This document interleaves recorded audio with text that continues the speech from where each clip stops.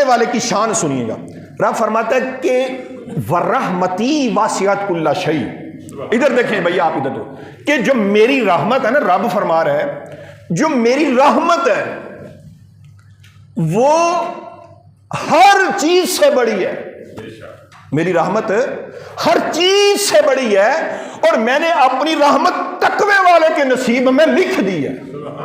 یعنی جو بندہ تقوی اختیار کرتا ہے میں اپنی رحمتوں سے اس کو بہراور فرما دیتا ہوں.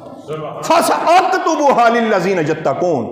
رب فرماتا ہے وہ جو تقوی اختیار کرتا ہے میں اپنی رحمت اس کے لیے لکھ دیتا ہوں.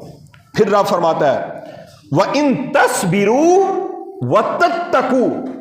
اگر تم صبر کرو اور اگر تم تقوی اختیار کرو لا یضرکم کیدہم شیئا، کوئی چیز تمہیں نقصان نہیں پہنچا سکے گی. یعنی کرنا کیا ہے؟